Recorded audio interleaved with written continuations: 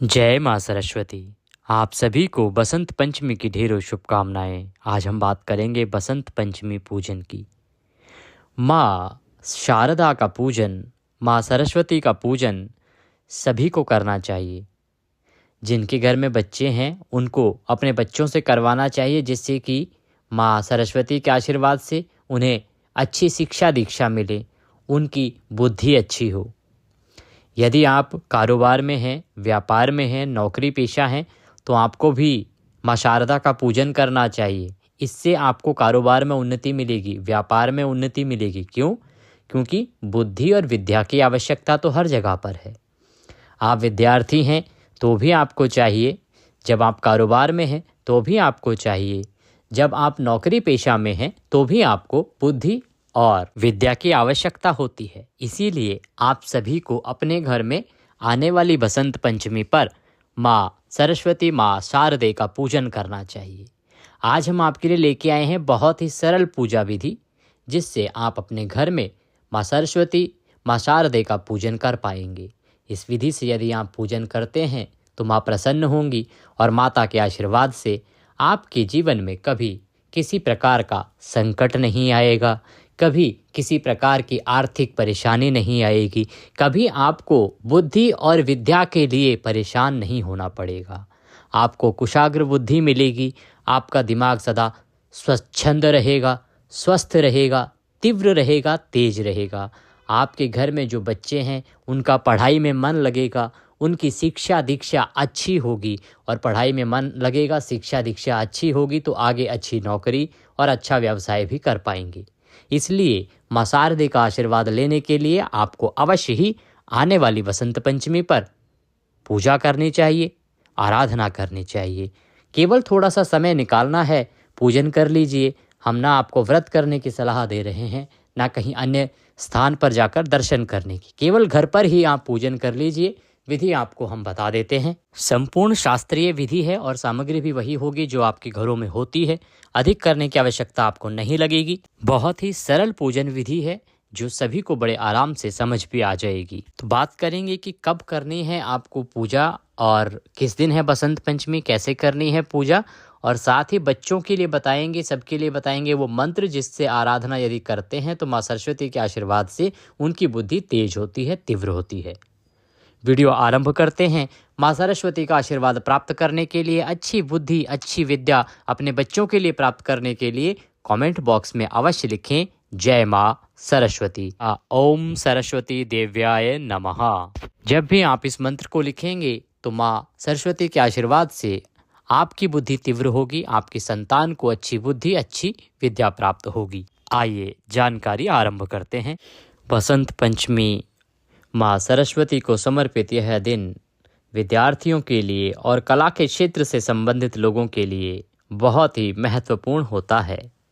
वैसे तो ये महत्वपूर्ण उन सभी के लिए है जो किसी भी प्रकार का व्यापार, रोजगार या पृथ्वी पर किसी भी प्रकार का कार्य कर रहे हैं, क्योंकि सभी को बुद्धि और विद्या की आवश्यकता सदा होती है। माघ मास के शुक्ल पक्ष की पंचमी तिथि को बसंत पंचमी का त्योहार मनाया जाता है।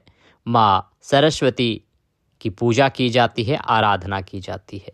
माँ सरस्वती विज्ञान, कला और शिक्षा, बुद्धि की देवी मानी गई हैं। ऐसा माना जाता है कि आप किसी भी क्षेत्र में क्यों ना हो, आपको माँ सरस्वती के आशीर्वाद की आवश्यकता सदा रहती ही है। बसंत पंचमी के दिन से ही बसंत ऋतु का भी आगमन होता है और शीत ऋतु समाप्त होती है। बसंत पंचमी के दिन सभी शिक्षण संस्थानों में या कला से संबंधित क्षेत्रों के कार्यालयों में माँ सरस्वती की पूजा की जाती है, विशेष आराधना की जाती है। बच्चों के हाथों से घर पर भी इसकी पूजा कराई जाती है।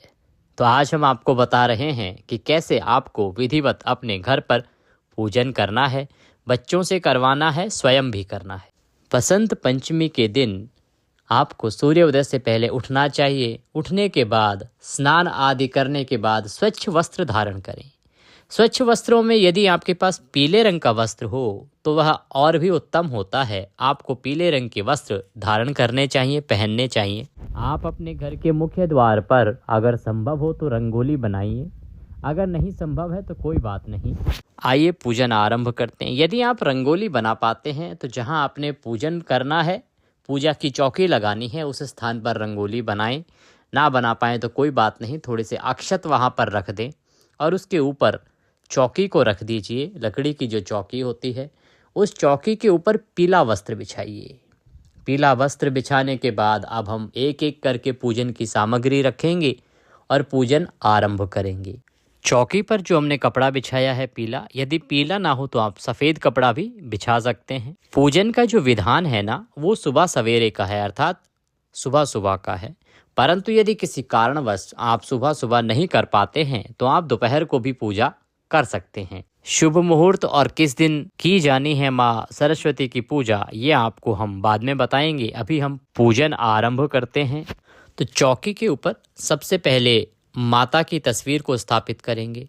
माता को विराजमान करने से पहले क्या करेंगे कि वो जो स्थान है ना, जहाँ माता को विराजमान करना है, उस स्थान का शुद्धिकरण आवश्यक है। तो एक लोटा लीजिएगा, पीतल का लोटा लीजिए, उसमें थोड़ा गंगाजल मिलाइए। गंगाजल डालने के बाद उसमें शुद्ध जल भर लीजिए और उसके बाद एक पुष्प से या कुशा है तो कुशा से अपनी जो भी पूजन सामग्री है उसको छींटे दीजिए। जो चौकी पर कपड़ा बिछाया है उस स्थान पर छींटे दीजिए।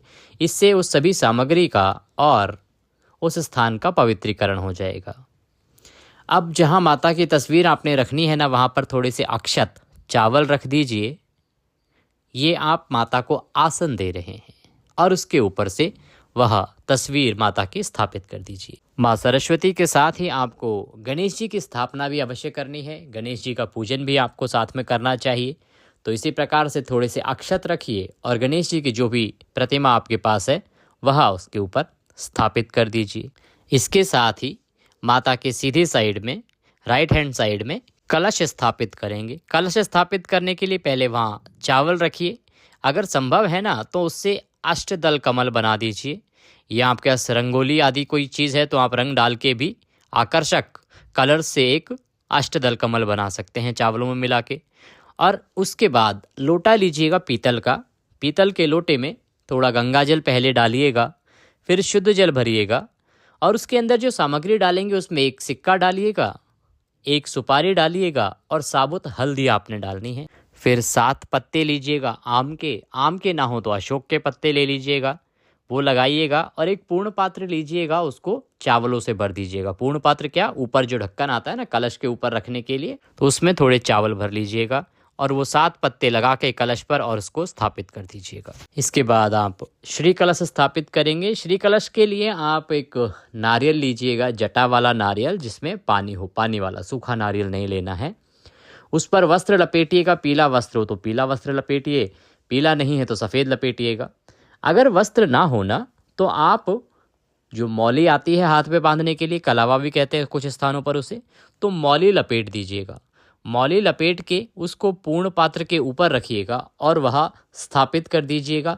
ध्यान रखिएगा कि जब आप ये रख रहे हैं श्रीफल नारियल, तो उसका जो मुख है ना वो पूजा करने वाले अर्थात आपकी तरफ होना चाहिए। इस प्रकार से आपने कलश को स्थापित कर दिया है, पूर्ण पात्र रख दिया है, नारियल ऊपर से रख दिया है आपने अपनी तरफ मुख करके। अब आपके पास यदि आप विद्यार्थी हैं या आपके बच्चे हैं जो पढ़ रहे हैं, तो उनकी जो पढ़ाई से संबंधित सामग्री है ना, कुछ पुस्तकें आप माता के दूसरी साइड में रख दीजिए, अर्थात लेफ्ट हैंड साइड में रख दीजिए। राइट साइड में आपने कलश स्थापित किया है, लेफ्ट साइड में आप जो पुस्तकें हैं ना इनको रख दीजिए चौकी पे। इनमें जो कुछ ऐसी पुस्तकें हों जिनको पढ़ने में बच्चे का कम मन लगता हो, उनको अवश्य रूप से रखिएगा। जो विद्यार्थी हैं वो इनको रख के पूजन करेंगे। जो कला के क्षेत्र में है, मान लीजिए आप संगीत के क्षेत्र में हैं तो संगीत से संबंधित जो वाद्य यंत्र होते हैं आपके, उनको आप रखेंगे, उनका पूजन करेंगे। जो नृत्य के क्षेत्र में हैं वो घुंघरू आदि जो उनके गहने होते हैं उनको रखेंगे, जो उनके यंत्र होते हैं उनको रखेंगे, उनका पूजन करेंगे। जो व्यापार के क्षेत्र में हैं या नौकरी पेशा हैं उनको अपनी तरफ से एक पेन माता के चरणों में रखना चाहिए, उसका पूजन करना चाहिए, जिससे आप प्रतिदिन अपने हस्ताक्षर करते हैं, चाहे वो चेक बुक पे हस्ताक्षर करते हैं या किसी अन्य पेपर पर हस्ताक्षर करते हैं, साइन करते हैं, सिग्नेचर करते हैं, उस पेन को आपको माता के पास रखना चाहिए। अब आप पूजा की बाकी जो वस्तुएं हैं उनको रखिए। घंटी आरती के लिए प्रयोग होती है उसको माता के पास में रखिए।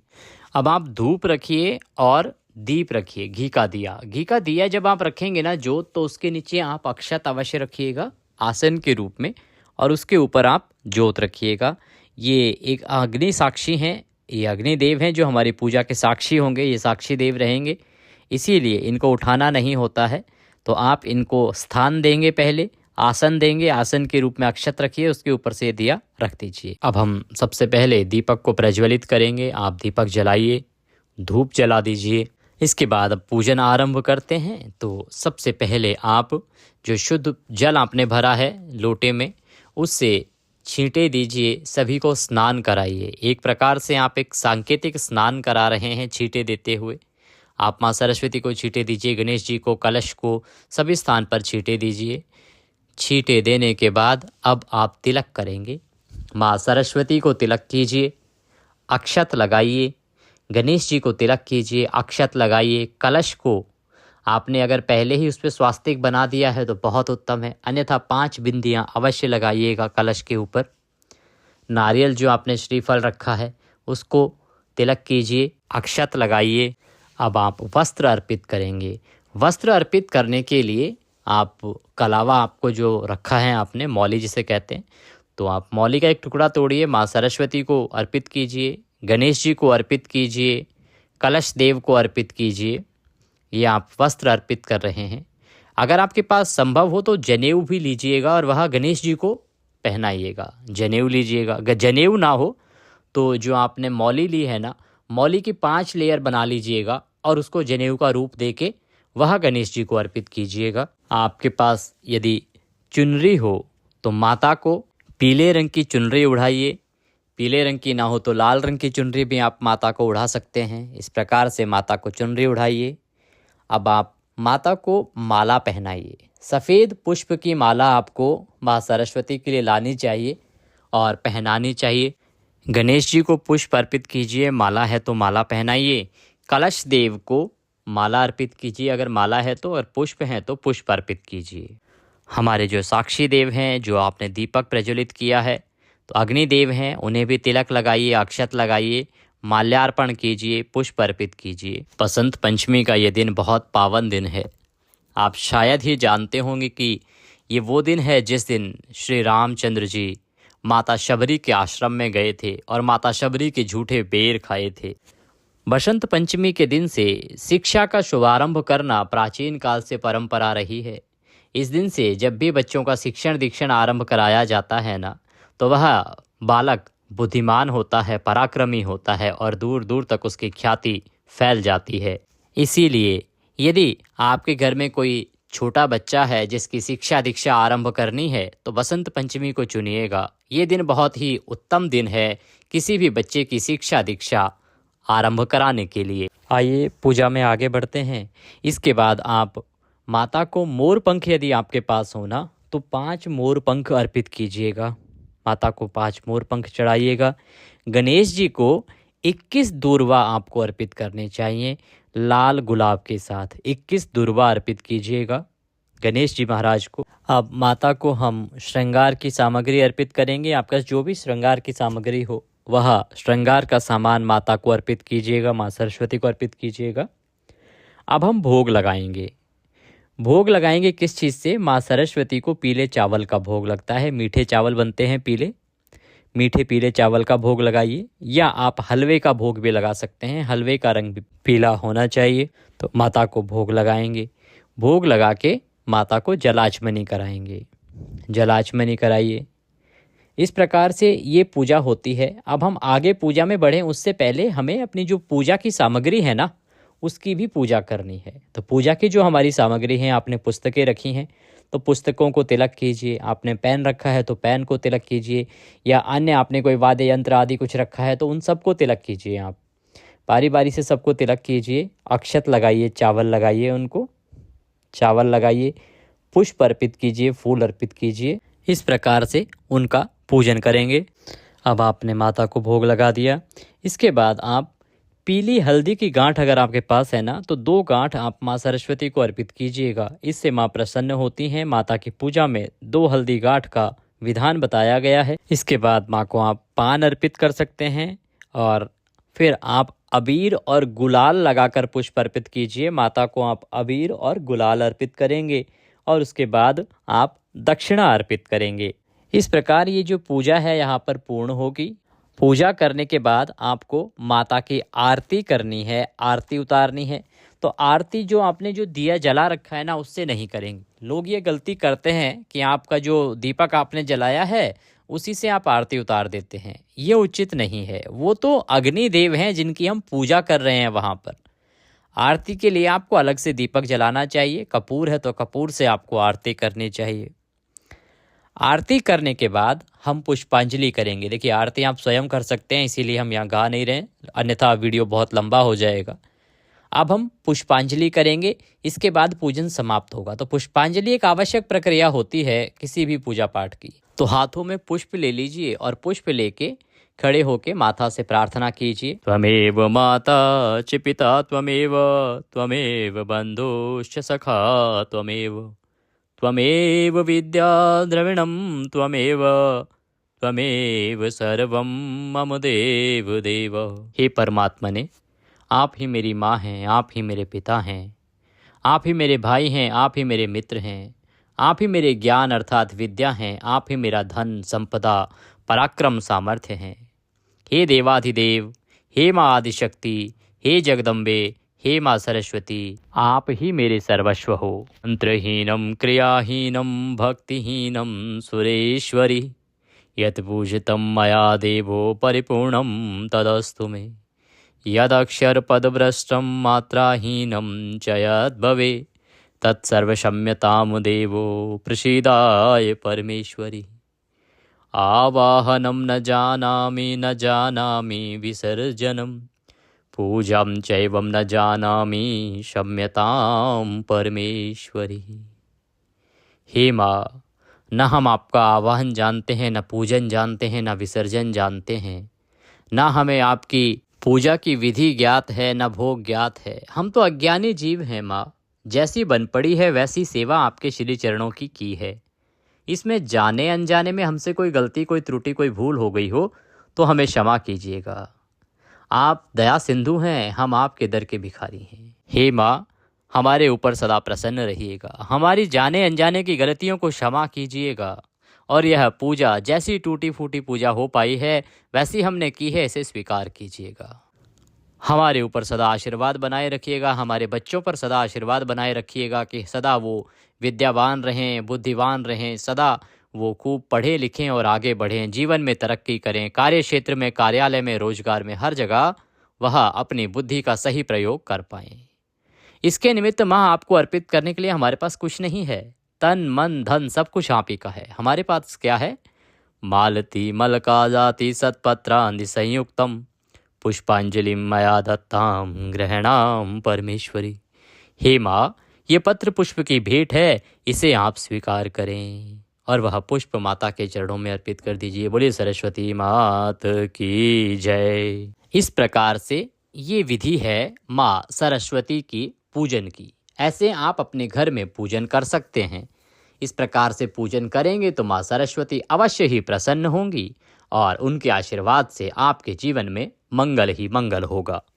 अब बात आती है कि बसंत पंचमी कब मनाई जाएगी, आपने पूजा करनी कब है और मंत्र कौन सा बोलना चाहिए, जब कौन से मंत्र से करना चाहिए। जो बच्चे हैं, जो शिक्षार्थी हैं, उनके लिए ओम ऐं सरस्वत्यै ऐं नमः, ओम ऐं सरस्वत्यै ऐं नमः, ये मंत्र है, इसका आप जाप करें। ज्ञान मुद्रा ओम ज्ञान मुद्रायै नमः, ज्ञान मुद्रा ओम ज्ञान मुद्रायै नमः। इन मंत्रों का आप जाप करते हैं तो आपको शिक्षण दीक्षण कार्यों में सफलता मिलती है और बुद्धि तीव्र होती है। अब जान लेते हैं कि यह त्योहार मनाया कब जाएगा।